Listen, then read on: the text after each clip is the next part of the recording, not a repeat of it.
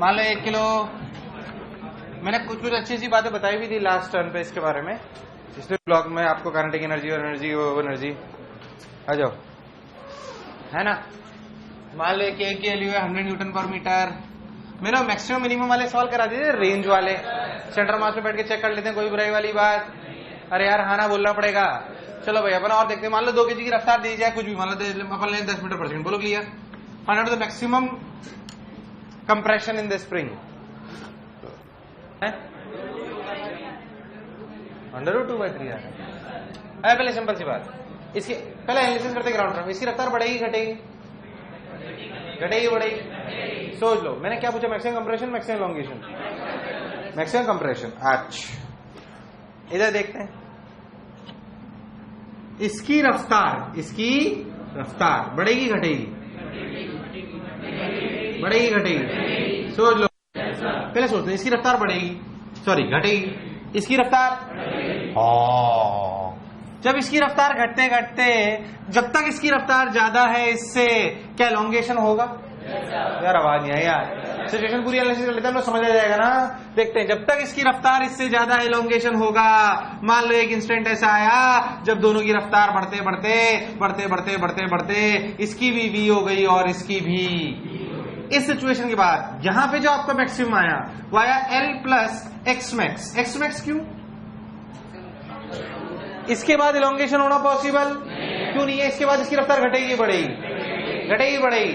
घटेगी बढ़ेगी? सोच लो, एनालिसिस करते हैं मतलब पूरा, फिर अपन चर्चा करेंगे उस पर ध्यान से, एकदम ध्यान देख। पहले तो अपन ध्यान से, ये सिचुएशन थी, इसकी रफ्तार घटी इसकी बढ़ी, क्योंकि इस पे फोर्स लगा, आगे इस पे फोर्स लगा, पीछे इसकी रफ्तार घटी इसकी बढ़ी, पर जब तक इसकी रफ्तार ज्यादा थी एलोंगेशन होता रहा, क्योंकि जब तक आगे वाली रफ्तार ज्यादा होगी एलोंगेशन होता रहेगा, कोई शक वाली बात। बहुत बढ़िया साहब, तो इसमें एलोंगेशन होता रहा। पूरे एनालिसिस करेंगे अच्छे देख, इधर से कोई गलती नहीं करूंगा, देख ध्यान से। तो इधर अपन ने v ले लिया, अच्छा भाई बहुत बढ़िया, दोनों की रफ्तार भी हो गई। ये v कितनी है भी आप निकाल सकते हो। अच्छा मैक्स निकालते हो तो भी क्या निकाल सकते थे? मैंने आपसे कंप्रेशन पूछा कि एलोंगेशन? मैं मैक्सिमम एलोंगेशन पूछता तो क्या यहीं तक पहुंचते? यार आवाज नहीं है, यहाँ ना बोले यार। सारे पार्ट एक ही में कराता हूँ, ध्यान सुनना, फिर तू बोलेगा जैसे सवाल मैं कराता हूँ, मुझे कोई टेंशन नहीं है उसमें। v पहले अच्छे समझ लेते L प्लस एक्स में। ओके पहले तो v की वैल्यू कितनी है? असली में v सेंटर मास ही है। असली में क्या है? क्योंकि असली में 2 into 10 बराबर 3 into v। कितना आया v की वैल्यू? 20/3। कोई बुराई वाली बात? 20/3 मीटर पर second is the correct answer, कोई बुराई वाली बात नहीं है। बहुत बढ़िया साहब। इसके बाद क्या होगा बताना? इसकी रफ्तार कम होगी ज्यादा होगी? कम होगी ज्यादा। और इसकी कब तक? जब तक कि नेचुरल लेंथ ना आ जाए। जब तक क्या ना आ जाए? नेचुरल लेंथ, मतलब L अगेन। अब मान लो इसकी रफ्तार हो गई कुछ तो v1 और इसकी रफ्तार हो गई v2।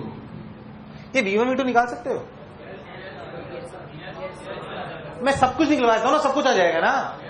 आपसे क्या क्या पूछ सकता है? X max, find out the X max, find out the velocity at X max. क्या this is the velocity at X max? सवाल तो कर लेंगे, बीच में कुछ भी पूछ सकता है। उसमें क्या है यार, मैंने आखिरी वाला पार्ट पूछा ताकि तुम बीच में सब कुछ निकालते चलो और फील करते चलो। बाकी एक से इधर तो पहुंच ही सकते हैं। पूरा निकाल दो सारे पार्ट, और तुझे फ्रेम में बोलेगा फ्रेम निकाल के देंगे। पहले तो ये चमका, पहले तो एक्स मैक्स निकालने के लिए क्या करूं? ध्यान सुनना, ग्राउंड फ्रेम में करते हैं। किसमें करते हैं? ग्राउंड फ्रेम में। दोनों फ्रेम में जैसे बोलेगा करते चलते हैं। बोलो क्लियर है एकदम? प्लीज एक बात समझो, दूसरा फिर आप अपने आप करना, बस बात खत्म। ग्राउंड फ्रेम में अगर अपन ग्राउंड फ्रेम में सोचें तो ध्यान से देखें, तो यहां से लेकर यहां तक टोटल काइनेटिक एनर्जी v के लिए 20/3 जो लिखा जाएगा half 2 into 10 square equal to half 3 into v square plus half 100 into x max square. सही गलत? क्या डल रिस्पॉन्स? दोनों दो को मार दिया 100। ये कितना हुआ? 100 और क्या निकालना था अपने को? v के लिए कितनी है? 20/3। तो ये हुआ 400/9, तो कट गया तो 200/3, और ये 100/200/3, 300/100/3, 100/3 तो 200/3 तो 2/3, तो एक्स √2/3। यही तेरा एक्स मिनिमम भी आएगा। अरे यार फील तो कर ले। एक बात है, मैं तेरा वैसे ही फील करा दूंगा। सेंटर ऑफ मास फ्रेम में कहां पे? कौन से फ्रेम में? सारे फ्रेम में समझ लो, जो समझनी है बेझिझक पूछो एकदम मेरे से। सेंटर ऑफ मास फ्रेम में बैठ जाओ तो दोनों पार्टिकल क्या कर रहे हैं? मैंने उस दिन भी समझा। और ग्राउंड फ्रेम में क्या X max depends on frame? Yes और नो? पुरानी रिलेटिव बातें याद करो। क्या distance between 2 points does not depend on the reference frame? या ये एक्स मैक्स वही दूरी है? क्या X max is basically distance between the two particles? हाँ ना बोल यार। क्या X max and X minimum depends on the reference frame? क्या distance travelled by the 2 kg depends on reference frame? क्या distance travelled by the 1 kg depends on the reference frame? But दोनों के बीच की दूरी कभी भी रेफरेंस फ्रेम पे डिपेंड, तो एक्स मैक्स और एक्स मिनिमम भी डिपेंड। अब आप सेंटर मास में बैठ जाओ। कहां बैठ जाओ? Centre mass. सेंटर मास के लिए दोनों ऐसे में अगर दोनों कर रहे तो एक्स मैक्स और एक्स मिनिमम सेम अलग सेम अलग सेम अलग, तो दोनों फ्रेम में सेम आएगा आपका। अभी निकाल के भी देख लेंगे अपन। मैं कह रहा हूं बच्चा के सर मैं तो इस फ्रेम में नहीं करूं, मैं तो चीटा फ्रेम में करूंगा। चीटा फ्रेम कौन सा है? Centre mass frame. देखो अगर आप बहुत लॉजिकली सोच देखना, गड़बड़ नहीं करूंगा तो आंसर नहीं आएगा। मान लो चीटा, चीटे की रफ्तार कितनी बताना? अरे कितनी? अगर चीटे के लिए सोचें, किसके लिए? सेंटर ऑफ मास फ्रेम में इनिशियल सिचुएशन देखें, सेंटर ऑफ मास फ्रेम में तो ये 2 kg, ये 1 kg, ये रफ्तार 20/3, तो ये रफ्तार कितनी? 10 - 20/3, 10/3। बहुत सही है क्या? और ये रफ्तार पीछे आगे पीछे आगे पीछे आगे। पक्की बात, सेंटर ऑफ मास फ्रेम में हमेशा टोटल सिस्टम का मोमेंटम 0 होता है। सेंटर ऑफ मास फ्रेम में हमेशा टोटल सिस्टम का मोमेंटम देख चुप बोल है कि नहीं है? पर सेंटर ऑफ मास में भी एनर्जी कंजर्व है कि नहीं है कि नहीं है? सेंटर ऑफ मास में इनिशियल काइनेटिक एनर्जी 1 × 20/3 का होल स्क्वायर प्लस 2 × 10/3 का whole square. Centre of mass frame में दोनों की फाइनल रफ्तार, सेंटर ऑफ मास फ्रेम में दोनों की फाइनल रफ्तार, दोनों की फाइनल रफ्तार क्यों? कब? सेंटर ऑफ मास फ्रेम में सोच, बहुत आसान है। सेंटर ऑफ मास फ्रेम में दोनों की रफ्तार एक साथ 0 की अलग अलग। सेंटर ऑफ मास फ्रेम में तो मोमेंटम 0 है ना, तो एक का 0 होना पॉसिबल, तो दोनों एक साथ। मतलब ये सिचुएशन जब आएगी तो सेंटर मास फ्रेम में दोनों रेस्ट पे होंगे, तो सेंटर मास फ्रेम में final kinetic energy 0, final energy but half के स्क्वायर में कोई चेंज। के वैल्यू कितनी? 100। सॉल्व कर यही आ रहा है क्या? देख कर लेते हैं ना, देख लेते हैं। अरे आएगा हो जाएगा कहां? देख तो सही। 200/9, 400/9 है ना, हाथ से चला गया। 200/9, 100/9, 300/9, 100। आया नहीं आया? आया नहीं आया? आया नहीं आया? खत्म। किसी फ्रेम में करो जिसमें आपको कंफर्टेबल फील करो। अरे भैया हाँ ना बोल, नहीं आया नहीं आया नहीं आया। अच्छा V1 V2 कैसे निकालूंगा बोल? अरे पूरी पीएचडी कर ले, इसमें खत्म करते हैं, फालतू टाइम पास नहीं करते। कुछ भी पूछ, V1 V2 बोल, कैसे निकालेगा? V1 V2 निकालना बोल, जिस फ्रेम में चाहे उस फ्रेम में निकाल। क्या मोमेंटम इज कंजर्व? क्या एनर्जी इज आल्सो कंजर्व? हाँ ना बोल यार। नेचुरल लेंथ है तो इनिशियल काइनेटिक एनर्जी बराबर फाइनल एनर्जी, कोई बुराई वाली बात। अगर आप बहुत ध्यान देंगे तो क्या लिखोगे? 2V1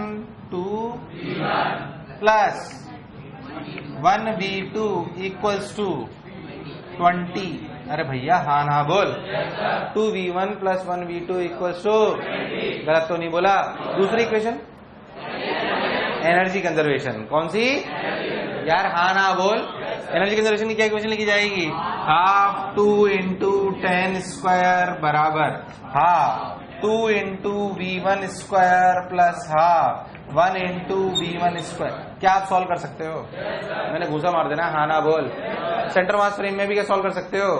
ये जो मैंने V1 V2 माने कौन से फ्रेम में माने? ग्राउंड। अब जिस फ्रेम में मानोगे उसी में सॉल्व करोगे। अच्छा इस सिचुएशन के बाद क्या होगा? चलो बताओ, तुम बताओ, मैं तो घूमने आया हूं। पता कौन ज्यादा होगा? V2 V1 कौन ज्यादा होगा? यार लॉजिकली तो प्रोसेस से दिखाई दे रहा होगा, क्योंकि इस प्रोसेस के बाद इसकी रफ्तार घट रही है और इसकी, तो V2 ज्यादा है, तो कंप्रेशन स्टार्ट, तो इसकी रफ्तार घटेगी बढ़ेगी, और इसकी सोच लो कब तक कंप्रेशन होता रहेगा? जब तक इसकी बढ़ते बढ़ते और इसकी क्या ना हो जाए, सेम। फिर से दोनों की रफ्तार VV सेम। अब लिखा जाएगा L - x।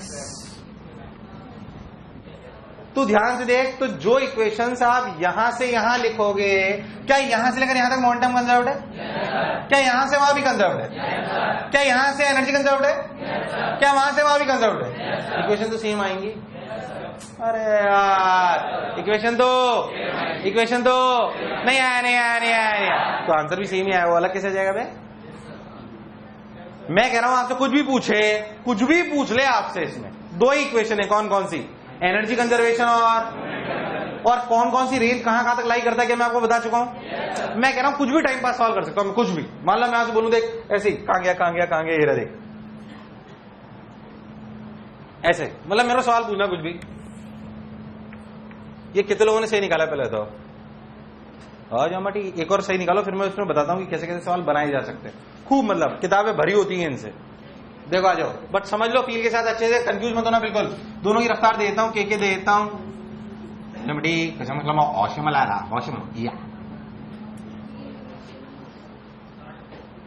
उतरो ना, मेरी तरफ के देख रहे हो, कुछ समझ नहीं आया बेझक पूछना, शर्माना मत।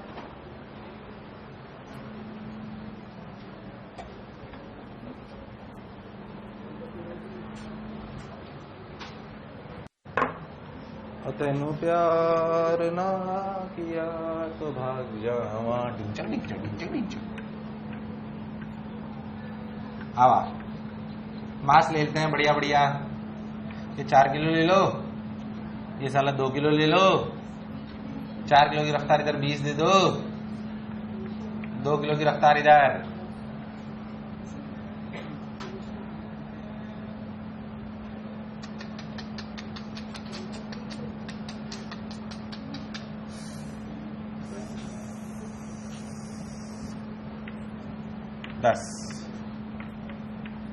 बोलो क्लियर है? पहले तो सिंपल सा सवाल, पहला सवाल बिल्कुल सिंपल, जैसा अभी करा है बिल्कुल वैसा का वैसा ही है। Find out the maximum compression या मैक्सिमम एलोंगेशन पूछ लेता हूँ, कंफ्यूज हो जाएगा। Find out the maximum elongation, simple सवाल, शर्मा का ही पूछते हुए, शर्माओ मत। कितने लोग नहाए आज? कितने लोग स्मार्ट लग रहे हैं आज? आइटम ब्यूटी, तूने हाथ खड़ा नहीं करा? हाँ भाई, आवा देखा सुना समझा, चलो बता।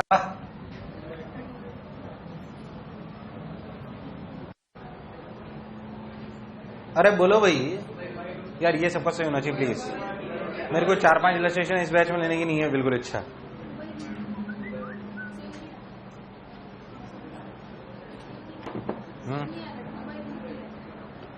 पिछली बार जैसा सेम आ रहा है क्या? कौन से फ्रेम में करूं?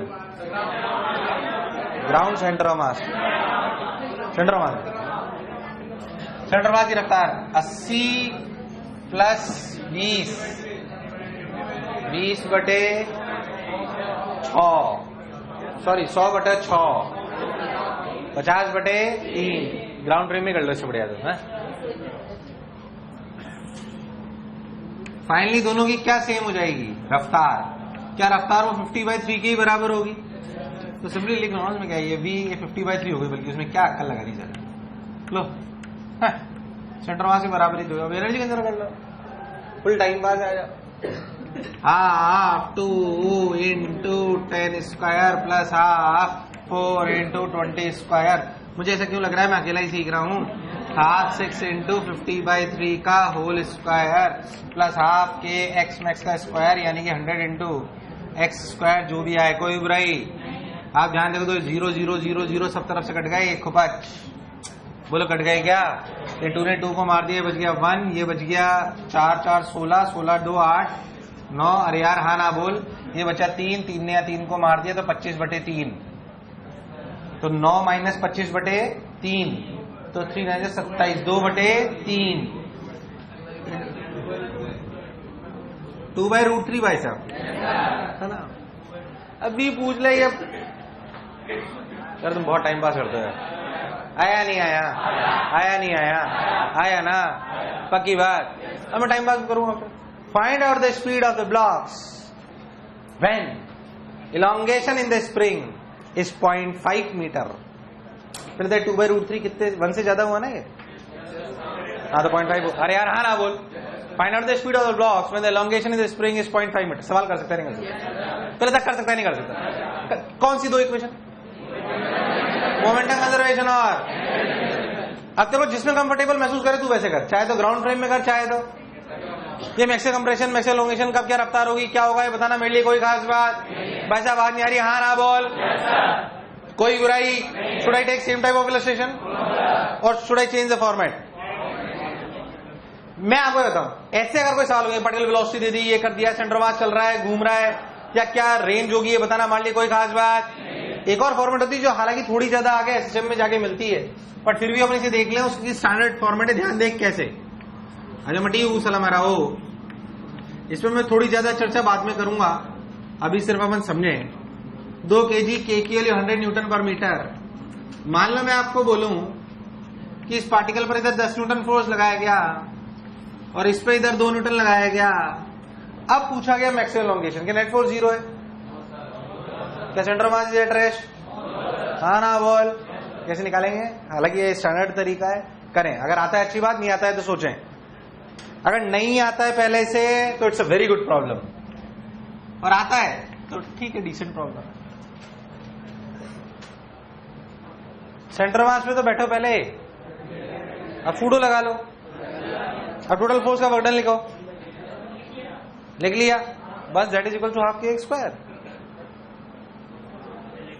यस, देखते हैं कुछ गड़बड़ तो नहीं करी मैं, सब सही करा मेरे हिसाब से। चीटा बन जाओ पहले, ये बताओ चीटे का एक्सेलरेशन कितना है? 40 - 4, सही तो है, सॉरी 10 - 2 8, 8/6, 4/3। अब इस फ्रेम में, कौन से फ्रेम में?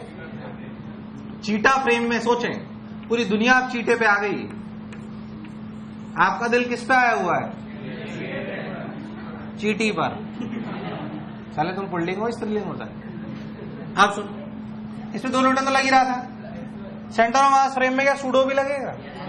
क्या सूडो इज बेसिकली एम है, मतलब 2 × 4/3 मतलब 8/3। बोल सही है क्या? सही है, सही है। 8/3 ये 10, तो इधर कितना? नहीं, पीछे सूडो इसमें पीछे लगेगा, आगे पीछे आगे कितना? 4 × 16/3, 10 - 16/3 14/3, 2 + 8/3। ऐसा हमेशा होगा। तो कुल मिला के दोनों पे कितना फोर्स लगा? 14/3, 14/। अब सोच सेंटर मास पे नेट एक्सेलरेशन 0। क्या centre mass is at rest? Centre mass frame में तो सेंटर मास रेस्ट पे रहेगा। अब इसके लिए सोच क्या हो रहा है। इनिशियल मोमेंटम चीटे के लिए सोचे सिर्फ, अरे चीटे के लिए सोचे इनिशियल मोमेंटम, अरे चीटे के लिए इनिशियल मोमेंटम, चीटे के लिए सेंटर ऑफ मास का एक्सेलरेशन। तो चीटे के लिए क्या हो रहा है?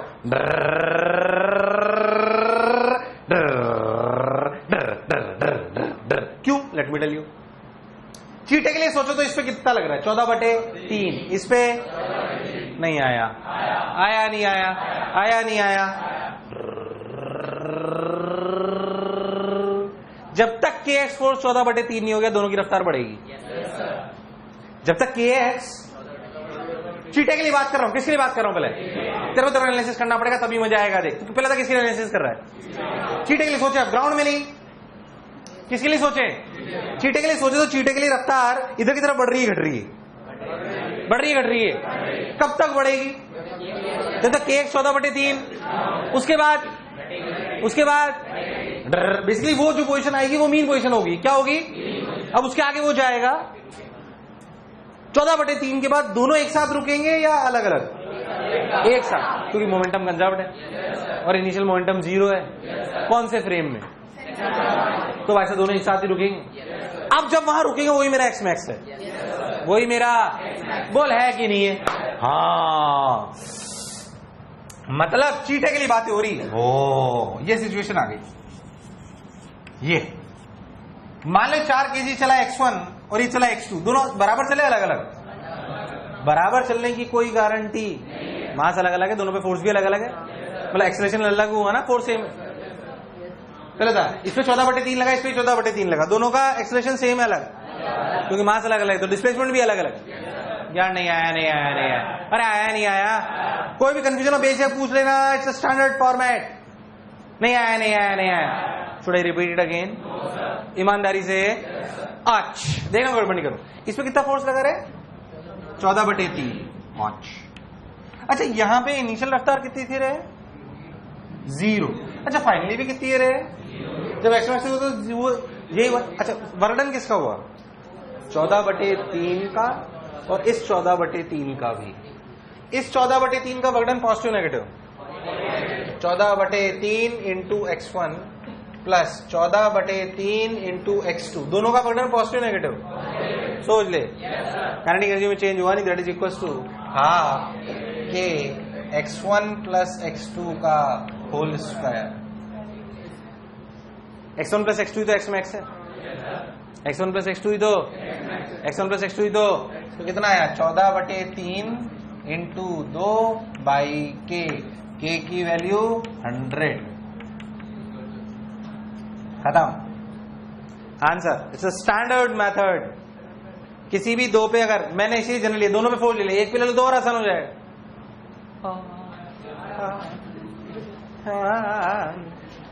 क्या करा सर ये? एक मिनट 30 सेकंड सोच, फिर समझ आया नहीं है मैंने क्या करा। इट्स अ स्टैंडर्ड मेथड, नहीं करा हुआ है कभी तो देखो अच्छे से, सब जगह मिलेगा आपको, HC वर्मा, इरोडो, हर किताब, ढंग की जो भी किताब होगी, AEEE में नहीं मिलेगा, जाहिर सी बात है। आराम से देखो, कोई डाउट हो बेझिझक पूछो,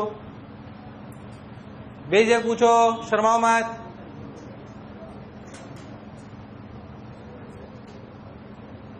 एक बार और, मुझे शक्लें देख के तो ऐसे ही लग रहा है। तुमने कौन से फ्रेम में सवाल सॉल्व करा? हमेशा सवाल, मैक्सिमम टाइम सवाल सेंटर ऑफ मास में फ्रेम सॉल्व करना ही आसान होता है। भाई साहब आपने क्या गलती करी थी, पकड़ में आ गई क्या?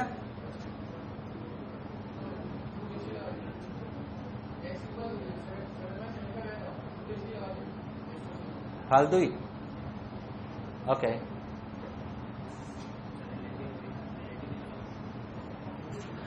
नहीं ऐसे ही करो, इसमें अपनी अकल मत लगाओ, जैसे बता रहा हूं वैसे ही आसान रहेगा। ग्राउंड फ्रेम में सोचना इतना आसान, it's a tedious job. Why it is tedious? Centre of mass rest पे, हालांकि इसकी टाइम से रिलेशन आती है, पर उसमें एसएचएम इन्वॉल्व हो जाता है, तो एसएचएम में कुछ कराया जाएगा आपको इस तरह की और अपर वर्जन की बातें, अभी बहुत ज्यादा नहीं, अभी इतना ही। So much.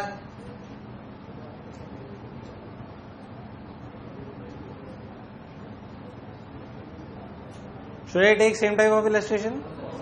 नहीं, मेरा कॉन्फिडेंस बहुत बढ़िया लगा तुम्हारा मेरे को।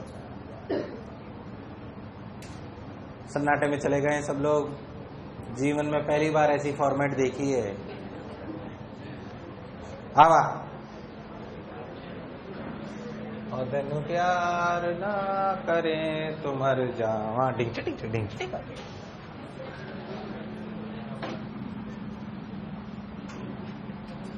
एक और कर लो, तुम्हारे मन में शांति मिल जाएगी, और क्या? नहीं ले लो, शांति ले लो, कॉन्फिडेंस आ जाएगा। लो, ये 1 kg 2 kg, इस पे फोर्स लगाओ 20 न्यूटन, इस पे लगाओ 5 न्यूटन, बोलो एक्स में एक्स, के की वैल्यू ले लो 50 न्यूटन पर मीटर। गलत मत करना, वही सवाल है दोबारा, बस कॉन्फिडेंस बढ़ाने के लिए दिया है।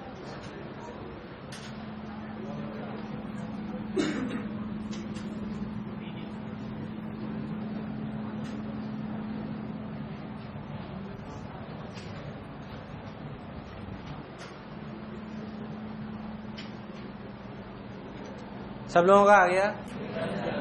ये कितना आया? 20 - 5/3, 5 आया ना? ओके 5 आया, तो इस पे फोर्स लगा पीछे 15 और आगे 15, तो 15 एक्स में एक्स लिखा जाएगा 15 इंटू 2 भाई 50। मेरा तो ये आंसर है 15/25 3/5।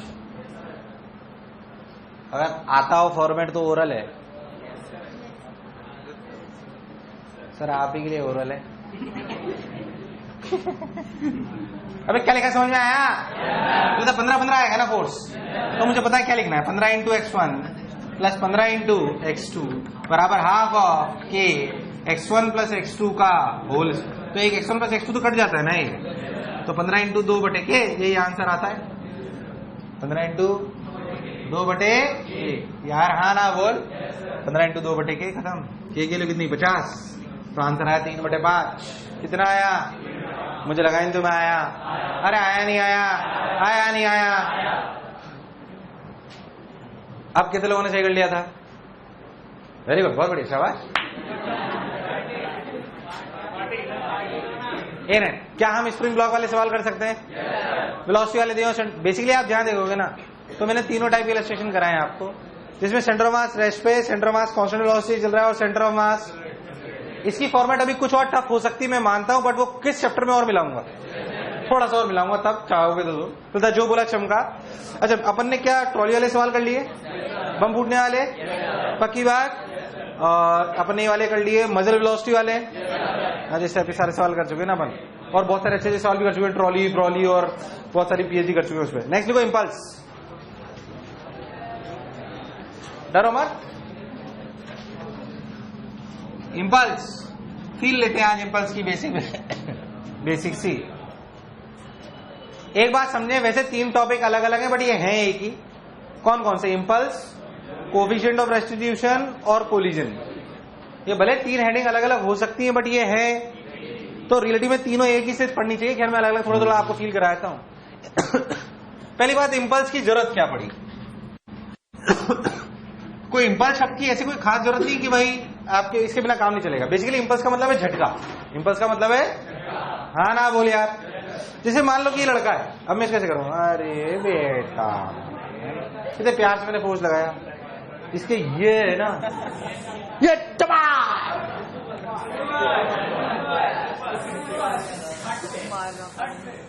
आप सुन। तो अगर मैं धीरे धीरे फोर्स लगा रहा हूं, क्या लगा रहा हूं? मान लो गेट है, दोनों फोर्सेस के टाइप ऑफ फोर्सेस में अंतर है। ऐसे फोर्स लगाया, एक कंसिस्टेंट फोर्स लगाया, एक हाँ ना बोल यार। हालांकि सब एग्जांपल होंगे जब अपन एंगुलर इंपल्स पढ़ रहे होंगे। क्या पढ़ रहे होंगे? बट आपको इंपल्स नहीं आएगी तो एंगुलर इंपल्स कहां से आएगी यार, है ना? लॉजिकल है। चलो इंपल्स आएगी तो एंगुलर इंपल्स आएगी, इसलिए अभी तो बहुत छोटी सी इंपल्स है, बाद में रियल यूज तो उसका एंगुलर इंपल्स का टाइम आएगा। जो मैंने फोर्स लगाया वो उसका टाइम पीरियड कितनी देर था? बॉल आई, बैट से मारी, खुपा, हाँ ना बोले यार आप, कैच आउट। बॉल आई, बैट से मारी, खुपा। तो बॉल और बैट का कांटेक्ट टाइम बहुत कम, बहुत ज्यादा। फिर भी क्या बॉल बहुत डिविएट हो जाती? दमदार आदमी में रह जाता बॉल स्टेडियम के बाहर। जब भी ऐसे जैसे मान लो बॉल आई, बैट से बॉल ने मारी, एक फ्रैक्शन ऑफ सेकंड, मतलब बहुत कम टाइम में भी क्या बहुत ज्यादा चेंज आया? मतलब बॉल बैट से टकराते ही पता नहीं कहा, बॉल ग्राउंड पे टकराई। ऐसे थोड़ी होता है, बॉल टकराई फिर ऐसे थोड़ी होता है। अरे ऐसा नहीं होता ना, क्या होता? अब बचाओ, बोलो क्या रहेगा? बम फील कर रहा, बाकी फिर पढ़ना ही है। इंपल्स शब्द का प्रयोग बेसिकली तब लिया गया जब ऐसा फोर्स लगे जो बहुत कम देर के लिए लगे। कितने? बॉल टकराई, बचाओ। ग्राउंड में सोचो, मतलब आप एक बात सोचो कि एक लॉजिकली सोचो कि एक सिंपल से, चलो मैं एग्जांपल देता हूं। मान लो मेरे पे, मैं 1 किलो का हूं, कोई ब्लॉक है मान लो। अरे मुझे पता है तुम हंसोगे। मान लो 1 किलो का ब्लॉक है, उसकी रफ्तार इधर 10 है, कितनी है? ठीक। अब मेरे पे फोर्स मान लो 10 न्यूटन लगे इधर पीछे, तो मेरा एक्सलेशन कितना हुआ? मान लो 10 मीटर पर सेकंड मेरी इधर रफ्तार है, इधर फोर्स 10 न्यूटन है, तो मेरा एक्सलेशन कितना हुआ? -1। तो मैं कितनी देरी पे जाके पलटी मारूंगा? 10 सेकेंड। सिंपल कैलकुलेशन समझ सकते हो। मैं 1 किलो का हूं, कितने का? मेरी रफ्तार इधर कितनी है? 10। पीछे फोर्स कितना लगाया? 10। तो मेरा एक्सेलरेशन कितना है? 10। तो मैं कितनी सेकंड बाद पलटी मारूंगा? 1। मान लो यही फोर्स 1000 न्यूटन कर लो, कितना? और मेरी रफ्तार 10, एक्सेलरेशन कितना? 100। 0.1 सेकंड, 0.1 हुआ ना? 0.1 सेकंड ही हुआ ना? सोचिए 10,000 होता तो इस केस में तेरे को ऐसा लगता बस बचा, ऐसा आपको क्या लगता है? जैसे मान लो मैं इधर दौड़ रहा था, ऐसा लगता है आपको कि मेरे को किसी ने पकड़ के खींच दिया, बचा। बेसिकली 10,000 न्यूटन फोर्स, छोटा मोटा फोर्स, अगर वो 0.001 सेकंड के लिए भी लग जाएगा ना तो आपकी पलटी पड़वा देगा। बोल हाँ कि ना? यही ग्राउंड करता है जब बॉल उसे टकराती है, बैट करता है। अगर अपन बहुत ध्यान देंगे, मान लो अपन एक सिंपल सा केस लेंगे, एक बॉल आ रही है 2 किलो की, 10 मीटर पर सेकंड नीचे की तरफ, उस पर वेलोसिटी, कोई मैं आपको रॉकेट साइंस नहीं सिखा रहा, बहुत नॉर्मल सी बात सिखा रहा हूं, बस थोड़ी सी फील करनी है आपको कि कब इंपल्स की फील आनी चाहिए। जब भी ऐसा महसूस हो कि सवाल में झटका लग रहा है, सवाल देख के झटका लग रहा है ना, जब भी ऐसा महसूस हो कि झटका लग रहा है, हाँ ना बोले यार, तो आपको इंपल्स कंसीडर करनी है। क्या कंसीडर करनी है? इंपल्स। मान लो बॉल टकराने के बाद 10 मीटर पर सेकंड से हो गई। अब आप एक चीज सोचो कि रियलिटी में सोचो तो कांटेक्ट टाइम कितना होता होगा? फ्रैक्शन ऑफ सेकंड, 0.1 सेकंड से भी कम शायद। यार हाँ ना बोल, या अपन इतना मान लें, ठीक है यार, उसमें कोई खास बात नहीं। 2 kg का पहले मोमेंटम कितना था नीचे? 20। अब कितना है? 20। क्या 10 पलटी मारने में सिर्फ टाइम कितना लगा है बताओ? मान लो डेल्टा टी अप्रोक्सीमेटली सोचें 0.1 सेकंड। ये फोर्स किसने लगाया? ग्राउंड ने। तो नॉर्मल कितनी देर के लिए लगा? बहुत ज्यादा, बहुत कम। सोच कितना एक्सलेशन रहा। अगर आप लॉजिकली सोचो तो इस एन की वजह से जो इस पर एक्सलेशन आया होगा। पहली बात, रियलिटी में बच्चा बोलता कि सर ऐसा थोड़ी, एन थोड़ी एमजी भी है, एन थोड़ी है। मैं तो रियलिटी की बात करता हूं, चलो ठीक है, एन और एमजी दोनों है। बोलो क्लियर? अगर अपन बहुत ध्यान देंगे तो एन और एमजी अगर दोनों ले लें तो रियलिटी में जो इसका ऊपर की तरफ एक्सलेशन हुआ, वो एक्सलेशन कितना हुआ बताओ? N minus M G by M. Yes और नो? अरे यस और नो? पक्की बात। रियलिटी में करते हैं। अगर अपन बात देखेंगे 0.1 सेकंड की बात, रियलिटी की बात करते हैं, तो पहले वेलोसिटी कितनी थी? -10। कितनी थी? सोच लो। और फाइनली कितनी है? 10। तो लिखा जाएगा 10 बराबर -10 plus n minus M G by M, और मास कितना ले लो? 2 किलो ले रखा है ना अपन ने, इंटू टी। टी के लिए तुमने कितनी ली? 0.1। प्रैक्टिकल डेटा ले रहे, कोई शक वाली बात। इधर 20 लेगा तो 20 इंटू 2 200 बाई 0.1 2000। इतना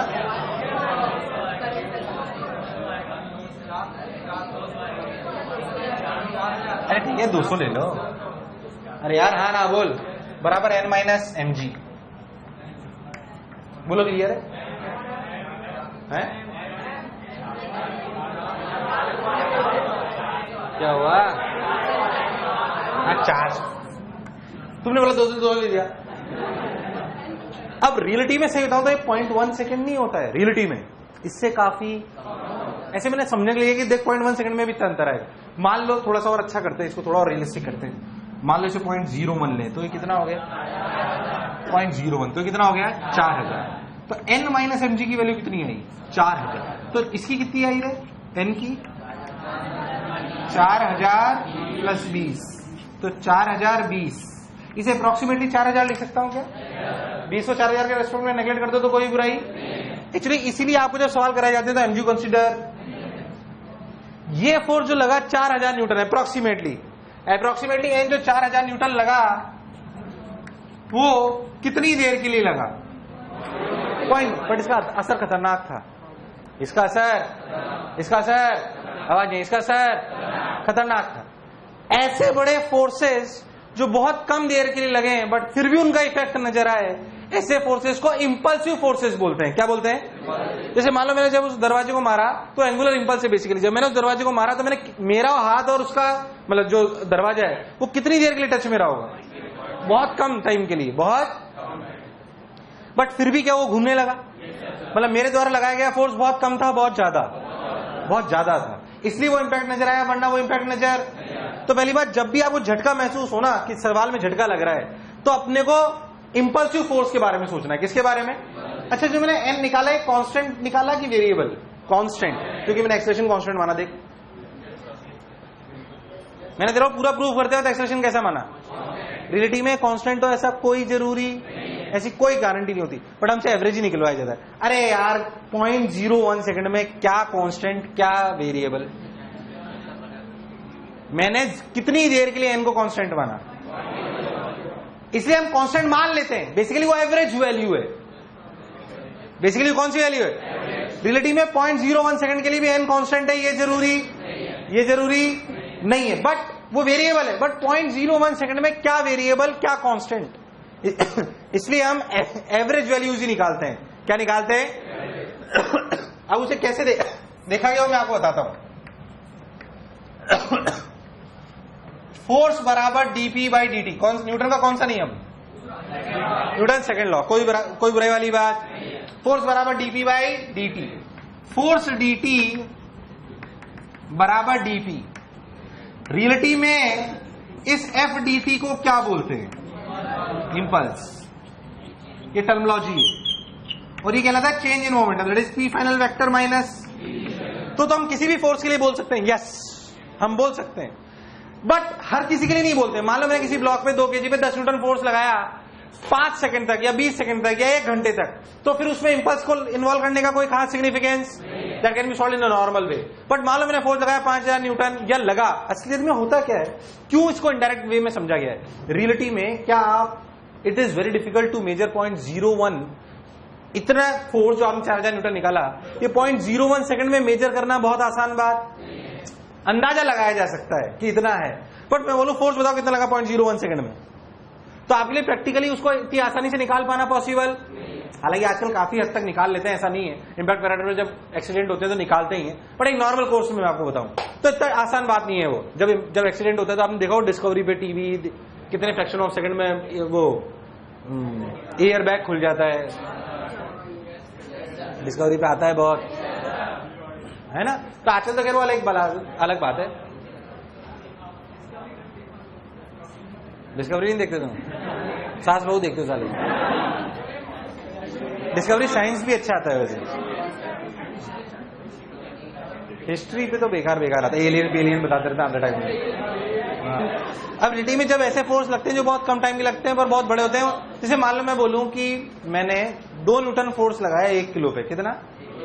1 किलो बॉडी पे 2 न्यूटन फोर्स लगाया 0.001 सेकंड के लिए, 0.00, क्या फर्क पड़ा? सोच के बोल। I have applied a force of 2 Newton on a 1 kg block for 0.001 second.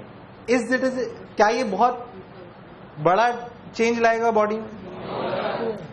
इसलिए छोटे मोटे फोर्स लग जाए इतने कम टाइम के लिए तो शायद हमें पता ना भी पड़े। तेज हवाई थोड़ा सा झोंका लगा, अपने कुछ भी नहीं हुआ, अरे यार हाँ ना बोल यार, वो वैसी नॉर्मल सी बात है। बट अगर ये फोर्स बहुत तेज है तो हमें फर्क, तो बेसिकली हमें फर्क कब पड़ता है? जब या तो एक डिसेंट फोर्स बहुत टाइम के लिए लगे, प्रैक्टिकली सोचे हमें फर्क कब पड़ता है? जब एक डिसेंट फोर्स बहुत, या फिर बहुत बड़ा फोर्स, और मान लो बहुत बड़ा फोर्स बहुत देर के लिए लगे, तो एस्केप वेलोसिटी घट जाओगे आप। अरे यार हाँ ना बोल, तब भी बात करी जाएगी, ऐसी बात नहीं। आप सोचो जो रॉकेट उड़ाया जाता है, कितना बड़ा थ्रस्ट फोर्स कंसिस्टेंटली कितने टाइम के लिए लगाया जाता है, तब जाके आप एस्केप कर पाते हो, वरना कर पाना पॉसिबल ऐसा नहीं। उसका एग्जांपल है, कितनी देर तक वो फोर्स लगाया जाता है, तब जाके आप एस्केप करते हो। रॉकेट ऐसे थोड़ी उड़ गया यूं ही टाइम पास कर रहा था। अरे यार रॉकेट, अपन थोड़ा टाइम पास बातें कर रहे हैं वैसे। रॉकेट जब उड़ता है तो उसके पास खड़े होकर थोड़ी देखते हैं क्या 5 लोगों ने धक्का लगाया, उड़। बहुत दूर होते हैं भाई साहब, होते नहीं होते। दिवाली रॉकेट की थोड़ी बात कर रहा हूं, आइटम है क्या? बिल्कुल ही।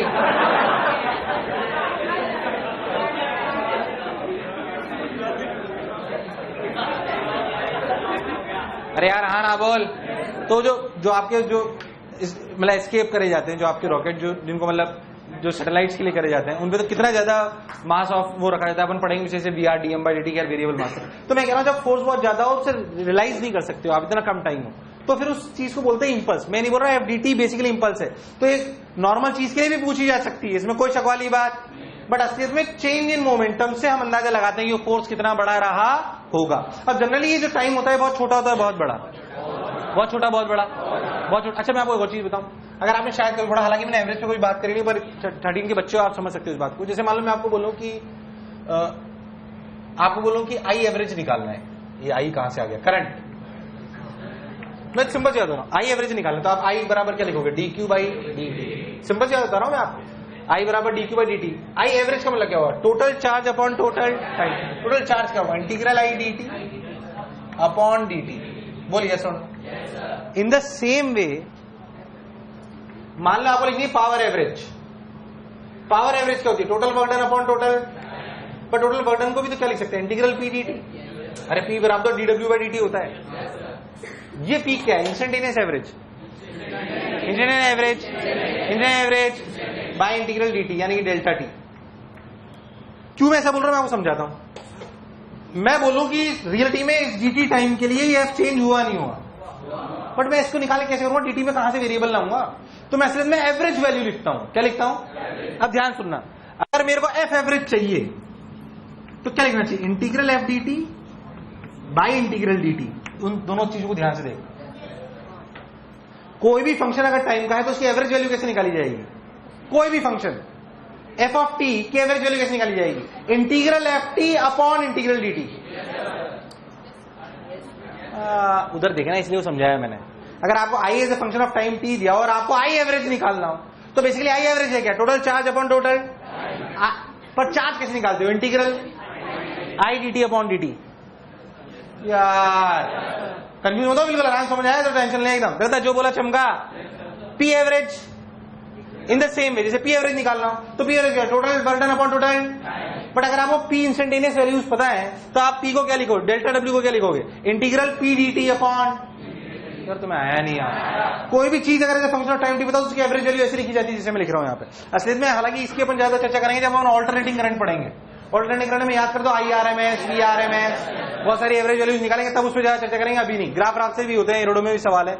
अभी एक बात सोचो, तो हमें एफ डी टी, असलियत में मैं क्या इसे लिख सकता हूं, F average into delta T बराबर P final minus P initial. ये ज्यादा काम का है आपके, बट इसे हमेशा मत अप्लाई करो।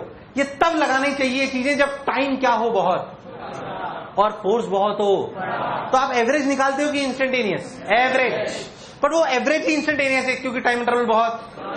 अब आप जैसे यहां निकाल लेते हो, ये रखोगे तो 4000 ही आएगा दोबारा, देख कैसे, F average into delta T. असलियत में नॉर्मली यहाँ पे इंपल्सिव फोर्स है कि एमजी इंपल्सिव फोर्स है।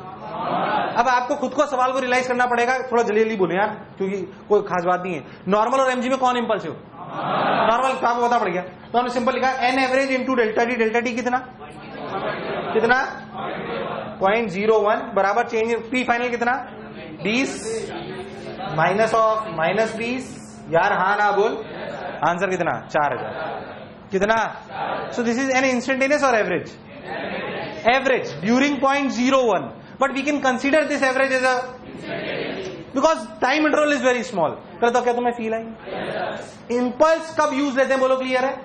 मैं नहीं कह रहा कि आप इंपल्स कहीं पे भी यूज नहीं ले सकते, कहीं पे भी ले सकते हो, बट इंपल्स का रियल मतलब वही होता है जहां पे बहुत बड़ा फोर्स लगे, बहुत, बस सिंपल सा लॉजिक। जहां ऐसा महसूस होगा ना, मान लो एक स्ट्रिंग से ब्लॉक रखा हुआ है, डर सोच, उसको एकदम से झटके से लाने के लिए हम टेंशन इंपल्सिव देते हैं। टेंशन कैसे देते हैं, गोली लाके घुस गई, आराम से आती है, तेज झटका लगता है, लगता है ऐसे करे जैसे बहुत खा चुके हो। हाँ ना बोल भैया, चलो जो बोला चमका। इसको बोलते हैं इंपल्स, और इस फोर्स को क्या बोलते हैं, इंपल्सिव फोर्स। देखो इंपल्सिव फोर्स लिख लो, जो बोर्ड पे लिखा है, जो लिखा रहा हूं लिख, फटाफट से लिख। देखो छोटे छोटे सवाल कराता हूं ताकि तुम्हें थोड़ी समझ में आए। इंपल्स को थोड़ी सी फील कर लेना बस, यहां पे कोई बहुत टफ सवाल नहीं है, अच्छे सवाल आएंगे एंगुलर इंपल्स में।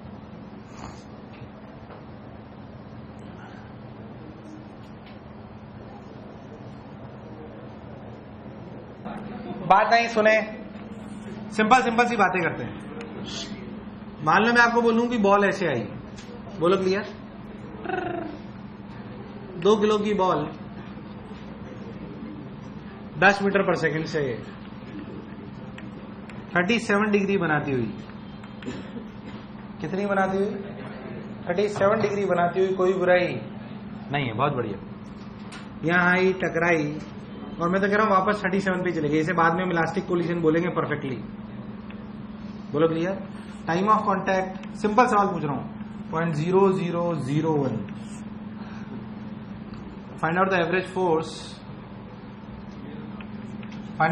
force exerted by the ball या by the ground on the ball. Find out the average force exerted by the ground on the ball. काहे सताए आजा,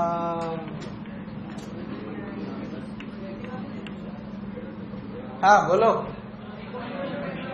यार, बोलना पड़ेगा, अरे बोलना पड़ेगा। चेंज इन मोमेंटम, कौन सी डायरेक्शन में मोमेंटम चेंज नहीं हुआ? किस में चेंज हुआ? वाई में तो फोर्स लगा है, क्योंकि किधर फोर्स लगा है?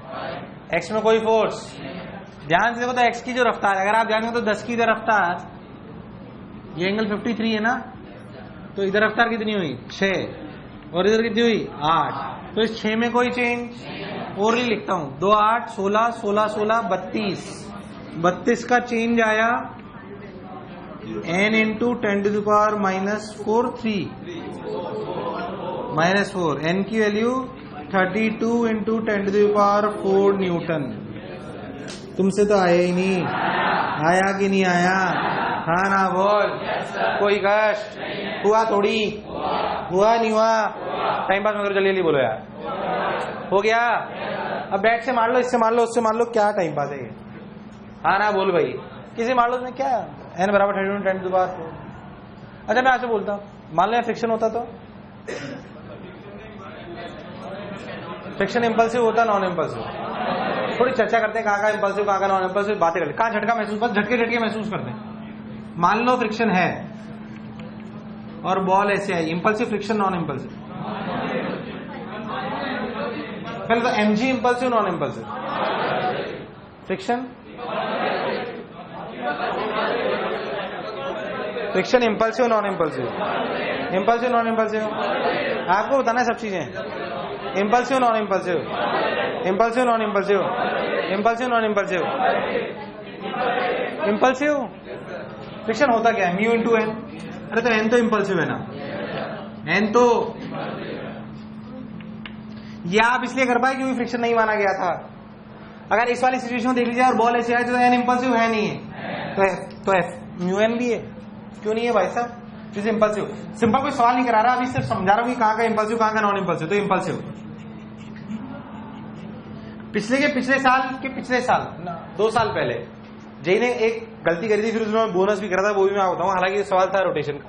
मान लो मैं छोटी सी बात पूछू, एक 2 kg का ब्लॉक है, उसमें एक बुलेट आई 500 ग्राम की, 100 मीटर पर सेकंड से घुस गई। यहां पे म्यू के लिए 0.5 है, मोमेंटम कंजर्व्ड है,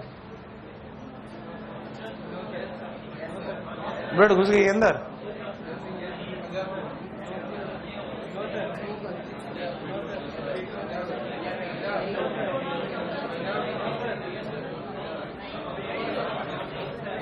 मेरा सवाल चमका आपको? मैं पहले तो यहाँ पे फ्रिक्शन इंपल्सिव है, चमका मतलब इंपल्स झटके वाला फोर्स है तो अपना इफेक्ट दिखाएगा। यहाँ पे बताओ, जस्ट आप ही बताओ मेरे को, क्या मोमेंटम इज कंजर्व्ड? क्या मैं ये नहीं लिख सकता कि 2.5v बराबर 100 इंटू 0.5? बस ये बता दो मेरे को। तो बुलेट के घुसने के बाद ये 2.5 kg हो जाएगा, ये रफ्तार v है। अगर मैं मोमेंटम कंजर्वेशन मानता हूं तो लिख सकता हूं, नहीं लिख सकता? तो ये सही है गलत है? मेरा सवाल इतना है आपसे, भाई आप समझ तो पाओगे तभी तो सवाल कर पाओगे यार, नहीं तो कैसे कर पाओगे भाई? मेरा सवाल चमका तुमको? छोटे छोटे सवाल पूछूंगा आपसे एकदम, ये सही है कि गलत है? सही है गलत है?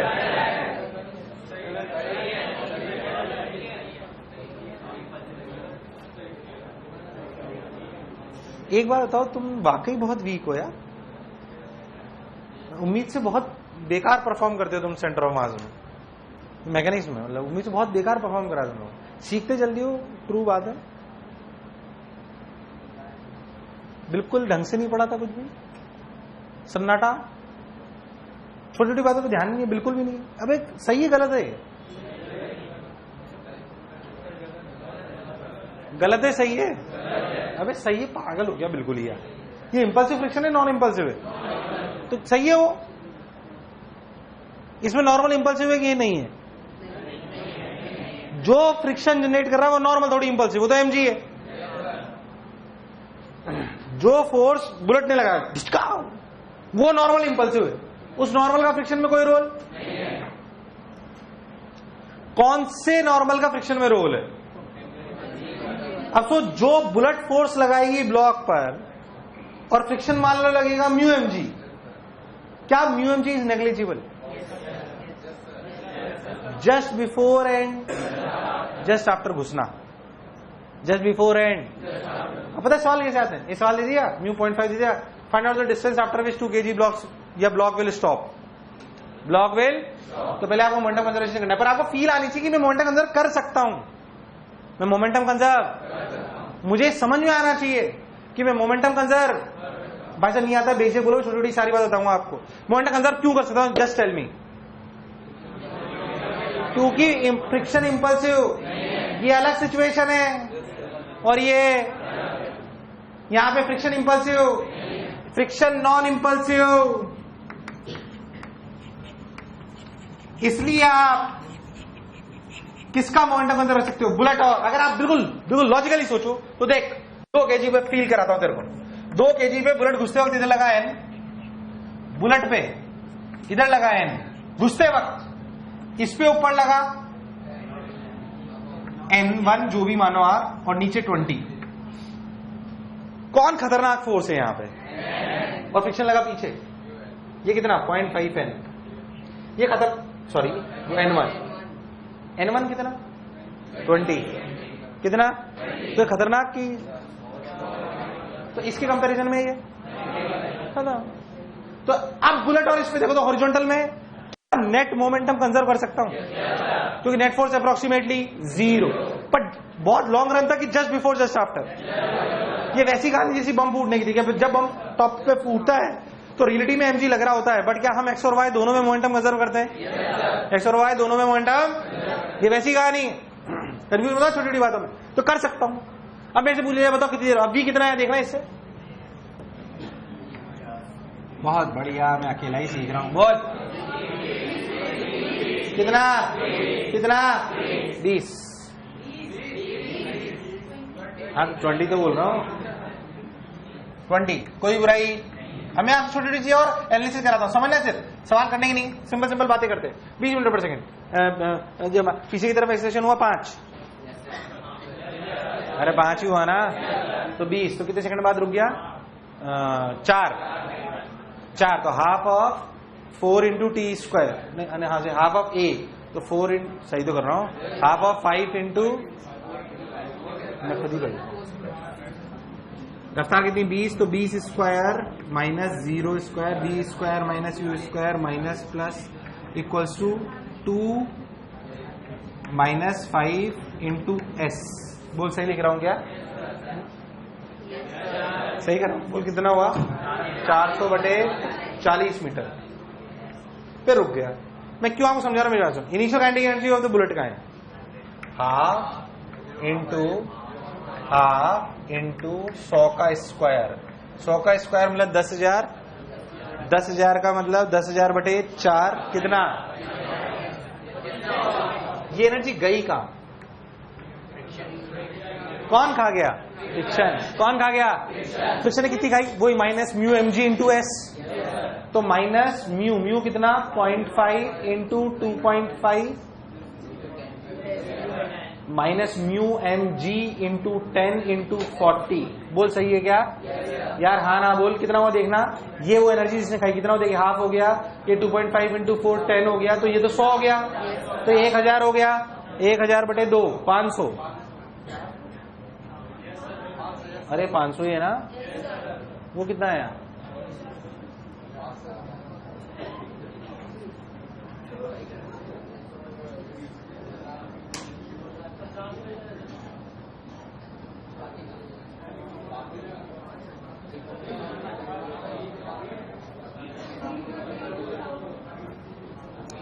मैंने कुछ गलती करी है तो पकड़ो।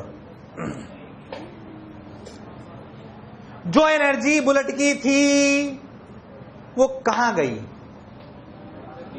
फ्रिक्शन में।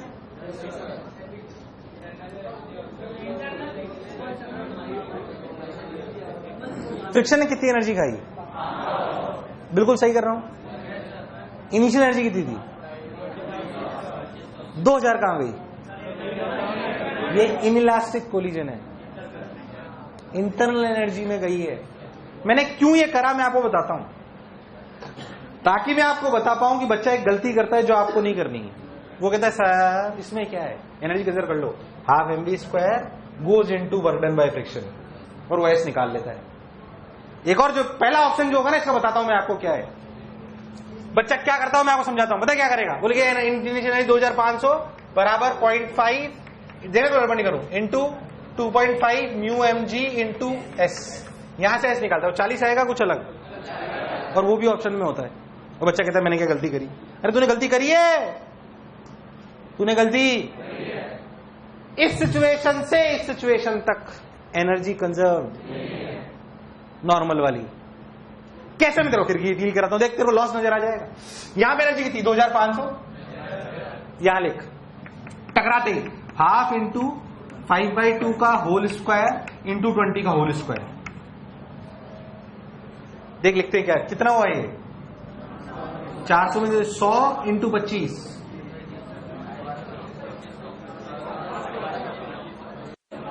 अरे हाँ ना बोल यार, मेरी बात ध्यान सुन।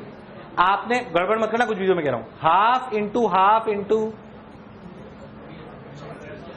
हाफ इंटू, ये क्या करा है मैंने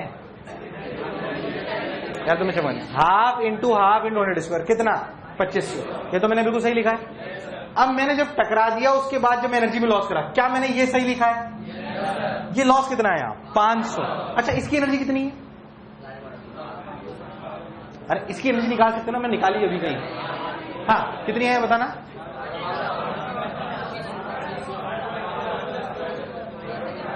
मैंने कुछ गड़बड़ करी है क्या? कहीं गड़बड़ करी है मैंने? है half m, sorry half m into v²। तो ये कितना हुआ? 2 2 4 मर गया ये 500। कितना यार आवाज नहीं? कितना? क्या यहां से लेकर यहां तक एनर्जी कंजर्व्ड है क्या? तो 2000 यहीं लुढ़क गई। ये 2000 कैरी ऑन नहीं हुई। क्या यहां से यहां तक वर्क एनर्जी थ्योरम लगा सकता हूं? हाँ, बट यहां से यहां, क्योंकि ये कोलिजन में एनर्जी चलेगी। इसे बोलते हैं इलास्टिक कोलिजन। यही तो बाद में इलास्टिक बोलोगे, यही तो बाद में क्या बोलोगे यार आवाज नहीं है? क्या बोलोगे? इलास्टिक। ये elastic collision coefficient precipitation impulse सब एक साथ ही चलते हैं। छोटी छोटी बातें क्लियर करता, जो बोला चमका। इसलिए जब बच्चा लिखता है तो सही करता है, गलत ये गलत करता है, क्योंकि वो उस एनर्जी को भूल जाता है जो रिलेटिव में उसे लिखनी थी। दिस इज रॉन्ग, ये गलत है, ये सही है जो मैंने करा। तो क्लैरिटी क्या यहां से यहां तक मोमेंटम कंजर्व? वो भी इसलिए क्योंकि फ्रिक्शन इंपल्सिव, वरना वो भी नहीं कर सकता। शायद तेरे को इंपल्स से करना पड़ता फिर यार। हाँ ना बोल। बट यहां से यहां एनर्जी कंजर्व कहां चली गई? एनर्जी इंटरनल एनर्जी में, हीट में या डिफॉर्मेशन में, वॉटएवर इट इज। आप में बुलेट घुसेगी तो आपको डिफॉर्मेशन आएगा ना, वो डिफॉर्मेशन में एनर्जी चली गई, हीट में चली गई, खून में चली गई, वॉटएवर इट इज, पर गई जरूर। कहता है जो बोला चमका। बट इसके बाद से लेकर यहां तक एनर्जी वर्क एनर्जी थ्योरम से। पर ये इनिशियल लिख दोगे तो यार तुम्हें नहीं आया, आया नहीं आया। अब इसे बताता हूं आपको होता क्या है। पता है सवाल कैसे आते हैं? Let me tell you. सिर्फ सुन यार, क्योंकि ना तो फ्रिक्शन इंपल्सिव है और ना स्प्रिंग इंपल्सिव है, दोनों इंपल्सिव। तो just before just after momentum, but यहां से लेकर यहां तक एनर्जी कंजर्व है। अब बच्चे से पूछा जाए मैक्सिमम कंप्रेशन, तो बच्चे गड़बड़ क्या कर देते हैं? वो यहां से लेकर यहां तक, यहां से यहां तक एनर्जी कंजर्व कर लेते हैं। आप वो काम कर, आप कब से कब तक एनर्जी कंजर्व कर सकते हैं? तुम्हें चमका? अब एक सवाल कहलाता है। मैं कह रहा हूं और टफ करना हो तो वर्टिकल लटका लो। अरे कैसे लटका लो? तो और टफ हो गया। बट कंसेप्चुअली क्लैरिटी होनी कि कहां पे मुझे लॉस है, कहां पे मुझे लॉस। क्लैरिटी, ये सवाल मैं करा नहीं रहा हूं आपको, सिर्फ समझना इस बात को जो मैं आपको कह रहा हूं। पता जो मैं अब तेरे को समझ में आया, तो गलती क्या नहीं करेगा। क्या यहां से लेकर यहां तक एनर्जी कंजर्व है क्या? क्योंकि जब ये घुसी ना अंदर, हाँ पर मोमेंटम कंजर्व है। मोमेंटम कंजर्व तो एनर्जी कंजर्व। एक्चुअली जो हीट और साउंड में एनर्जी जाती है, मैं नहीं कह रहा कंजर्व नहीं, कहीं तो गई एनर्जी, बट उसकी कैलकुलेशन हमें पता, वो हम नहीं कर सकते। वो हम मर्कज़ी थ्योरम से निकाल, क्यों में बटन बहुत साउंड आ गया, बटन भाई आ गया, बटन में, वो हमें नहीं निकाल सकते। तो हमें पता होना चाहिए कि हम कहां से क्या क्या निकाल सकते हैं। मान लो सवाल आएगा तो पहले आप यहां से यहां मोमेंटम कंजर्व करोगे, रफ्तार निकालोगे। आप कैसे निकालोगे? आप जो भी रफ्तार सीधी होगी लिखोगे 1 × v0 बराबर 5 × v। अब v आ जाएगा। अब क्या यहां से यहां तक एनर्जी कंजर्व है, बट यहां से यहां लॉस होगा, बोल होगा नहीं होगा, बर्नौली थ्योरम लगा नहीं यहां से यहां, तो पहले मोमेंटम कंजर्वेशन, फिर अब तू खुद सोच, मेरे लिए कोई बात नहीं, तू जो होते हैं बहुत सारे सवाल बनाता हूं, उन्हें खुश होते रहते हैं, वाह क्या पढ़ा रहे हैं सर, अरे उसमें क्या है, ऐसे लगा लिए ब्लॉक लगा लिया, टेढ़ा लगा लो साला इंक्लाइन पे, बुलेट घुसा लो, ब्लॉक टकरा लो। अरे कर सकते नहीं कर सकते। क्लैरिटी सिर्फ इस बात की कि कब एनर्जी कंजर्व है, कब एनर्जी कंजर्व, और आपको पता होना चाहिए कब मैं मोमेंटम कंजर्व कर सकता हूं और कब मोमेंटम कंजर्व। मान लो मैं इसी सवाल में बोल देता, सोच सिर्फ इसी सवाल में, सिर्फ सोचना, उधार मत कुछ भी, सिर्फ सुन सवाल कैसे बना रहे हैं, बाकी पूरे 2 लेक्चर निकाल सकता हूं मैं, टेंशन ही मत ले तू, सिर्फ सुन अच्छे से। मान लो मैं आपको बोलूं कि ऐसे बुलेट आएगी और टेक्निक का 50 मीटर पर सेकंड से, क्या momentum is conserve? Just before just after.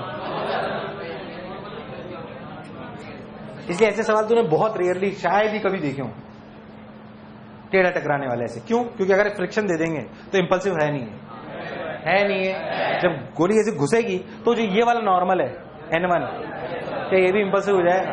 तो फ्रिक्शन भी इंपल्सिव फ्रिक्शन हो जाएगा तो एक्सटर्नल फोर्स आ जाएगा, तो एक्सटर्नल फोर्स आ जाएगा तो हॉरिजॉन्टल में मोमेंटम कंजर्व, तो बहुत सारा डेटा और देना पड़ेगा, तो फिर बहुत सारा डेटा आपको और देना पड़ेगा। हालांकि ऐसा नहीं कि वो भी आप नहीं निकाल सकते, बहुत लॉजिकली सोचोगे तो आप निकाल भी सकते हो, बट आप एक चीज सोचो, इसलिए ज्यादा पूछते नहीं है, ऐसा नहीं कि मैं कर नहीं सकता। मान लो जो मोमेंटम इसका था वो ग्राउंड ने तो खाया, किसने खाया?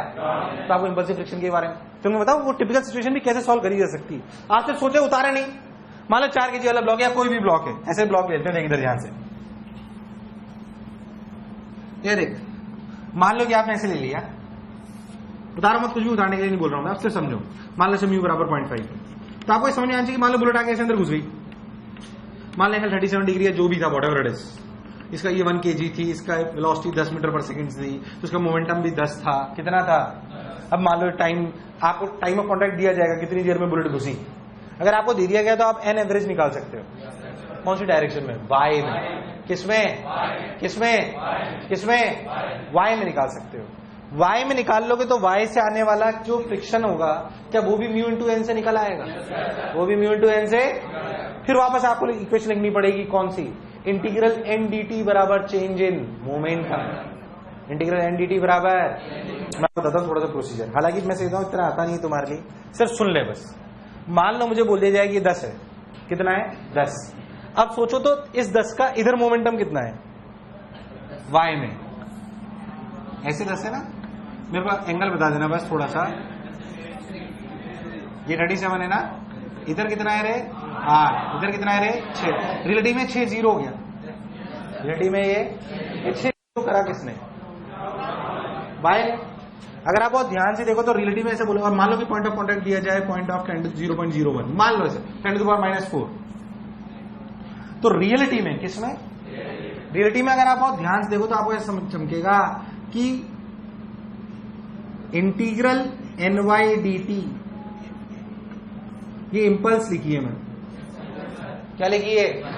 Integral NY dt equals to change in final momentum. Final momentum मान लो, ऐसे मानने की नहीं उछला, फाइनल मोमेंटम 0, इनिशियल -6, तो NY की वैल्यू कितनी आई? 6 × 10⁴। बोलो सही है यार, आवाज नहीं आई। ये NY ने फ्रिक्शन को कर दिया इधर, कितना? म्यू है, मतलब 3 × 10⁴। अब इस ब्लॉक पे हॉरिजॉन्टल पे देख, मोमेंटम कंजर्व नहीं, पर इक्वेशन ऑफ वो लगाई जा सकती है, क्या चीज? जो फ्रिक्शन ने लगाया, किसने लगाया? फ्रिक्शन। यार नहीं आया। जो फ्रिक्शन का नेट फोर्स इस पे बचा, किस पे बचा? सिस्टम पे, जो पूरा ब्लॉक पे आया, mu into NY, mu into, अगर आप बहुत ध्यान से सोचो तो जो म्यू इंटू NY है वो इस 4 kg की रफ्तार, 4 और जो भी आप 1 kg ले रहे हो 5 kg, उसकी रफ्तार जो पहले इधर की तरफ थी उसको चेंज करेगा। बोल करेगा नहीं करेगा? अगर आप बुलेट पे देखो तो बुलेट पे रियलिटी में मुझे ऐसा लग रहा है मैं ज्यादा टफ हो गया, इधर सुन, हाँ मुझे पता है, मान लो इस बुलेट पे लगा n और ये कितना लगा, ध्यान से, ये n और ये n और ये भी एक n1, जिसे अपन ny बोल रहे थे। क्या बोल रहे थे यार, हाँ ना बोल, असली में वो ny इन दोनों का समीशन निकाला था आपने।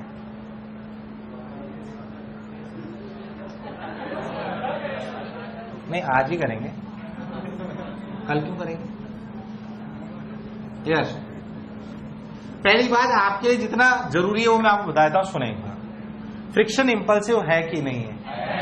अगर फ्रिक्शन इंपल्सिव है तो आप आसानी, मतलब आप मोमेंटम कंजर्व, इसलिए आपसे सवाल नहीं पूछे जाते, इसलिए आपसे सवाल, बट ऐसा नहीं कि मैं पूछ नहीं सकता हूं, मैं वही बताने की कोशिश कर रहा हूं आपको। पहले तो जो मैंने लॉजिक बोला था वो समझ आया आप?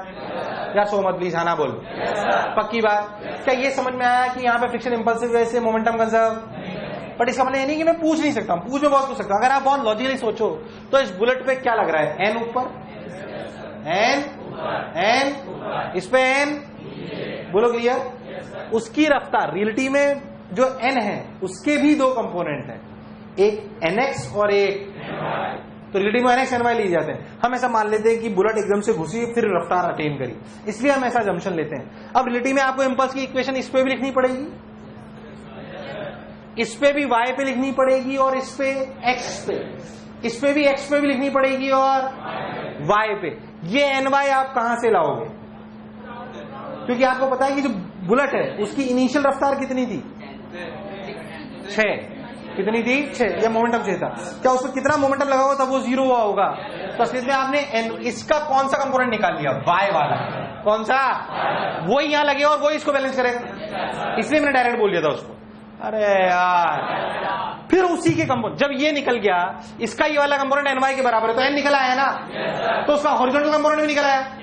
क्या वही हॉरिजॉन्टल कंपोनेंट है जो ब्लॉक को धक्का मार रहा है? तो लिखोगे इंटीग्रल एन डी टी बराबर एन 4 इंटू बी, 4 इंटू, खैर हम करा ना, जब तो लिखा मैंने minus mu into N Y, N के horizontal component minus mu into N Y. हाँ, इंपल्स लिखे हॉरिजॉन्टल में। जब हॉरिजॉन्टल में इंपल्स लिखोगे तो कौन कौन सी दो चीजें आएंगी, एक तो बुलेट ने जो एन लगाया उसका हॉरिजॉन्टल कंपोनेंट, और दूसरा कौन सा? नहीं आया, नहीं आया, तब जाके आप सॉल्व कर पाओगे। इसीलिए नॉर्मल केसेस में आपसे पूछा, आपसे नहीं पूछा, इसे इतनी चीजें करते ही नहीं। हाँ,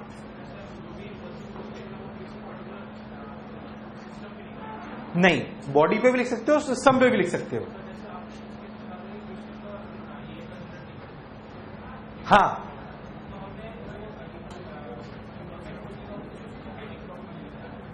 किस पे? इसमें तो मैंने इंपल्स लिखी ही नहीं। हाँ, मैं तेरे को पूरा लिख के देता, मेरे को फील आ जाएगी, रुक जाएगी। ध्यान सुनना, मान लो मैं तो इसे इंपल्स ही करूंगा, सब मुझे नहीं पता क्या है, बोलो क्लियर। तो 2 kg पे क्या लिखेगा, देख, ये किसकी तरफ से एन है, तो तू लिखेगा इंटीग्रल एन डी टी बराबर change in momentum of the 2 kg block, that is, reality में एन नहीं है, रियलिटी में एन इंटू फ्रिक्शनल फोर्स है, but N minus frictional force है, बट रियलिटी में फ्रिक्शनल फोर्स, बोलो क्लियर। तो तू रियलिटी में क्या कर रहा है, इंटीग्रल एन डी टी बराबर change in momentum, that is 2 into B minus in momentum 0। Bullet के लिए क्या लिखिएगा, एन पीछे, तो लिखिएगा माइनस एन डी टी बराबर change in momentum, that is 0.5 V. यार सही कह रहा ना मैंने, कोई गड़बड़ तो नहीं कर रहा हूं, सही कह रहा ना, राइट में। हाँ, final momentum 0.5 V minus of 0.5 into 100। अब चूंकि इसमें दोनों टर्म सेम है, चूंकि इसमें दोनों टर्म, यार आवाज नहीं, हाँ ना बोल यार, चूंकि इसमें दोनों टर्म सेम, तो जोड़ोगे तो वापस वो इक्वेशन आएगी 2.5 v बराबर ये। अरे यार, रियलिटी में इंपल्स की इक्वेशन है, 2 इंपल्स की इक्वेशन, जब इंपल्स कैंसिल आउट हो गई तो क्या कंजर्व हो गया, तो ये, पर सवाल टफ होता है जब ये ऐसा नहीं होता, जैसे कि इसमें ऐसे कैंसिल आउट नहीं हो रहे तो मोमेंटम कंजर्व, तो रियलिटी में इंपल्स है बैक पे। आज जो मोमेंटम कंजर्वेशन पढ़ रहे हो, रियलिटी में इंपल्स का कैंसिलेशन है, इम्पल्स का क्या है? वो हमेशा होगा जरूरी, जब तक सवाल होता है तो नहीं होता। कराऊंगा अगले टाइम, टेंशन मत लो एकदम। थोड़ी थोड़ी बात समझ आई? कहानी अभी चालू हुई है, खत्म नहीं हुई बिल्कुल, अभी तो रिलेटिव में चालू हुई है। मतलब अब रिलेटिव में सवाल कराऊंगा, नेक्स्ट वन सुपर इंपॉर्टेंट है। कल कोई डिस्कशन नहीं, सिर्फ पढ़ाऊंगा। एक थोड़ा थोड़ा चमका, डर तो नहीं लगा एकदम? ये बात की फील आई एकदम? फुल क्लैरिटी अब? गुड। भगवान टाइम हो गया।